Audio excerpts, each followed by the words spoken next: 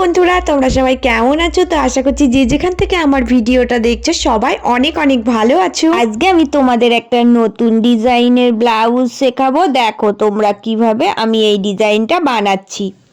প্রথমেই আমি কিন্তু এই কাপড়টা 4 ভাঁজ দিয়ে নিয়েছি। এবার আমি তোমাদের মাপগুলো বলে দিচ্ছি। দেখো এই লম্বাটা কিন্তু আমি 15তে রাখবো। তো এবার দেখো এই দিক থেকে কিন্তু আমি 7 পয়েন্ট করেছি। এবার 7 থেকে সোজা নিচে কিন্তু 6 পয়েন্ট করব। এবার বুকের লাইনটা কিন্তু আমি আগে অনেকবার বলেছি, যেভাবে বার করতে হয় সেম ওইভাবেই ওই ফর্মুলায় বার করে নেবে, নিয়ে দাগ কেটে দেবে, দিয়ে যেভাবে করে রাউন্ড শেপ দিতে হয় সেম সেইভাবেই দেবে।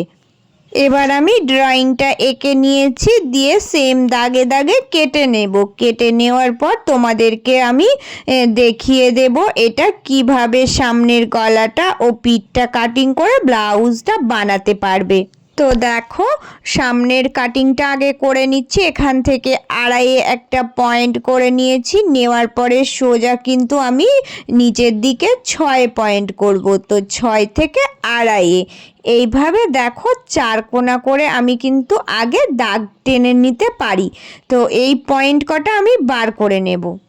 তো এবার দেখো কিভাবে টানবে। এই যে ওপরের কর্নারের এই দাগটা থেকে নিচের যে দাগটা দিলাম 6-এ, তো এই পয়েন্ট দুটো কিন্তু আমি প্যাঁচা করে দেখো মিলিয়ে দিচ্ছি। সেম কিন্তু কোণাকুনিভাবে মিলিয়ে দিলেই হয়ে যাবে। তো এই ব্লাউজ ডিজাইনটা কিন্তু ভি নেক হবে। তো এবার দেখো আর কোনো কাজ নেই, এবার কাটিংটা করে দিলেই হয়ে যাবে। তো এই ব্লাউজটা কিন্তু সামনের দিকটা ভি নেক হবে, আর কিন্তু এটা সামনে হুকই হবে। তো কিভাবে করবে পুরোটা আমি কিন্তু তোমাদেরকে আজ দেখিয়ে দেব। তো ভিডিওটা স্কিপ না করে দেখো। আর দেখো পিঠের মাপটা বলে দিচ্ছি। সামনের দিক থেকে 3 পয়েন্ট করবে, আর সোজা উপর থেকে নিচে 4 পয়েন্ট করবে, কারণ এটা কিন্তু এয়ার হোস্টেস পিঠ করবে। এবার এদিক থেকেও 3 দিয়ে সমান কিন্তু 4 কোণা ভাঁজ দিয়ে, মানে 4 কোণা বক্স কেটে যে রাউন্ড শেপটা তৈরি করি ওইভাবে করে কেটে নেবে, তাহলে কিন্তু এটা এয়ার হোস্টেস পিঠ হয়ে যাবে। তো এয়ার হোস্টেস পিঠ কাটতে গেলে খুব বেশি আমি নামাবো না, অল্পর মধ্যেই রাখবো। রেখে দেখো এইভাবে করে আমি সেম কেটে দিচ্ছি। কেটে দিয়ে কিন্তু তাহলে এটা এয়ার হোস্টেস পিঠ হয়ে গেল। তো পিঠের দিকে এটার আর কোনো কাটিং থাকবে না। সামনের দিকে কাটিং করে আমাকে কিন্তু হুকের পট্টিগুলো করে নিতে হবে। তো কিভাবে করবে সেগুলো পুরো আজ দেখিয়ে দেব। হাতার কাটিংটা তোমাদের দেখিয়ে দিচ্ছি। তো হাতাটা কিন্তু 3/4 থেকে একটু বেশি হবে। তো ফুল হাতা বলেছিল, ফুল হাতা হবে না, সিটটা কম ছিল, আমি বলে দিয়েছিলাম। তো এটাকে 4/4 হাত বলা যায়। তো লম্বাটা 22 রেখেছি, আর এই নিচের দিকের হাতের বেডটা মাপ যা ছিল সেটাই রেখেছি। রাখার পরে দেখো যেরকম হাত কাটিং হয় সেম ওইভাবে করে ড্রয়িংটা এঁকে এবার দাগে দাগে কেটে দিলেই কিন্তু হাতার কাটিংটা হয়ে গেল। তো তোমাদেরকে আমি এবার সামনের পাটটা কিভাবে জুড়বে সেটাও দেখিয়ে দিচ্ছি। দেখো সামনের দিকটা আমি কিন্তু জুড়ে নিয়ে চলে এসেছি। শুধু নর্মাল দুটো টেকিন এখানে দিয়েছি।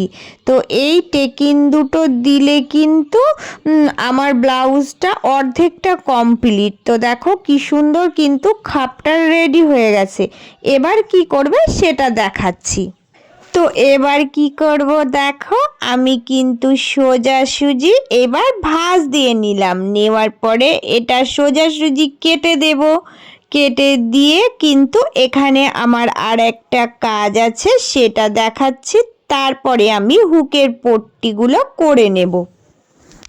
তো এবার দেখো আমি তোমাদের মাপটা দেখিয়ে দিচ্ছি।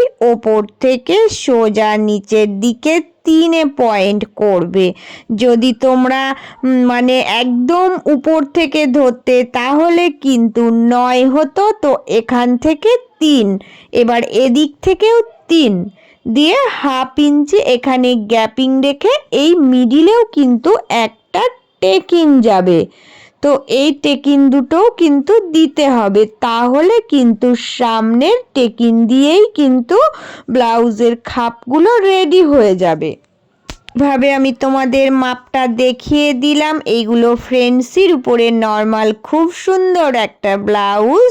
তো এইভাবে করে কিন্তু ব্লাউজ বানালে ভীষণ সুন্দর হয়।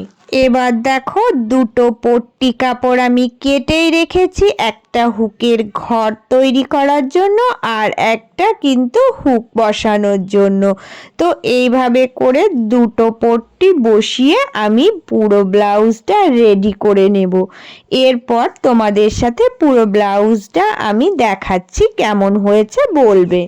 তো দেখো ফাইনালি আমি ব্লাউজটা রেডি করে নিয়ে এসেছি। ব্লাউজটার লুকটা এইরকম ছিল।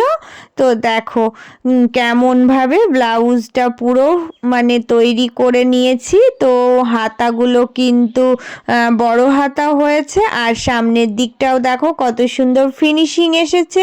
গলাটা একদম ভি নেক হবে। তো দেখো কেমনভাবে রেডি করলাম পুরোটাই শেয়ার করলাম, কিন্তু খুব সহজভাবেই এটা আমি তোমাদের দেখিয়ে দিলাম। তো তোমরা সবাই কমেন্ট করে জানাবে কেমন হয়েছে। আর যারা পুরনো বন্ধু হয়ে সব সময় আমার পাশে আছো তাদেরকে জানাই অনেক অনেক ভালোবাসা। আর নতুন বন্ধুরা প্লিজ চ্যানেলটা সাবস্ক্রাইব করে দিয়ে পাশে থেকো। আমি তোমাদের সাথে এরকম নিত্য নতুন আরও অনেক ড্রেস কাটিংয়ের ভিডিও শেয়ার করব। তো সবাই অনেক অনেক ভালো থেকো, সুস্থ থেকো।